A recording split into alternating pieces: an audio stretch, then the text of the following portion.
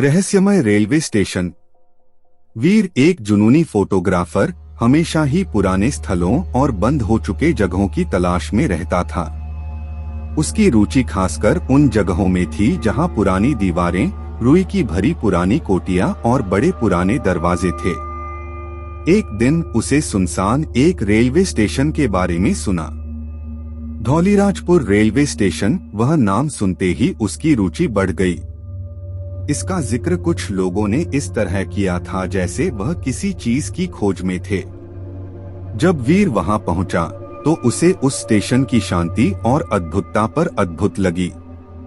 वहां की दीवारें और सीढ़ियां बहुत ही पुरानी थीं और अधूरी चादरें और रास्ते इसे और भी रहस्यमय बना रहे थे। जब रात हो गई, वीर ने एक अजीब आवाज सुनी। वह सुनने में लग रहा था कि कोई उसके पास आ रहा है। उसने टॉर्च का प्रयोग करके देखा और वहां पर एक पुराने ड्रेस में आदमी खड़ा था। वीर ने उसकी तस्वीर खींची, लेकिन जैसे ही वह क्लिक करने वाला था तो उस आदमी ने दिखाई दिया नहीं। वीर ने डर से चिल्लाकर अपना कैमरा नीचे किया। जब वह देखा तो वह आदमी फिर से वहीं खड़ा था और वह उसे देख रहा था। कौन हो तुम? वीर ने डर से पूछा। आदमी ने आवाज दी, मैं यहाँ का निवासी हूँ।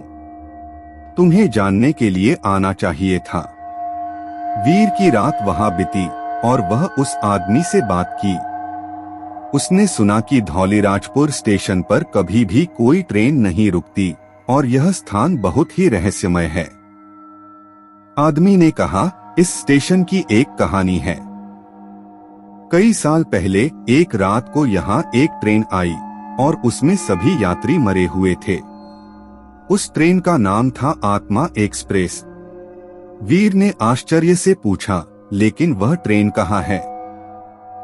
आदमी ने उसे देखते हुए कहा, यहाँ कई सालों से कोई ट्रेन नहीं रुकी, लेकिन वहाँ पर एक पुरानी डिब्बी अभी भी है जो कि वहीं पर खड़ी है।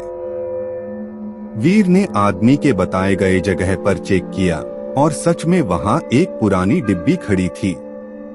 उसने अंदर जाकर देखा और वहां पर वही व्यक्ति था जिसने उसे पहली बार दिखाई दिया था।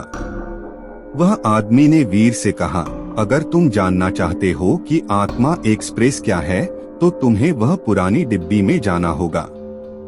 वीर ने उसकी बात मानी और वह पुरानी डिब्बी में चला गया।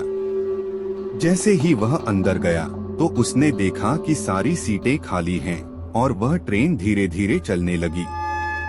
वीर की दिल धड़कने लगी और वह दौड़ते हुए बाहर आया। उसने आदमी से कहा, मैं नहीं जा सकता, वहां कुछ अजीब है। आदमी ने कहा, तुम अब समझे होगे कि कैसा है धौलीराजपुर स्टेशन। वीर वहां से चला गया, पर उसने उस रेलवे स्टेशन के बारे में अधूरी कई बातें सुनी। वहां की रहस्यमय गतिविधियों और अजीब घटनाओं की कहानी उसे हमेशा याद रहेगी।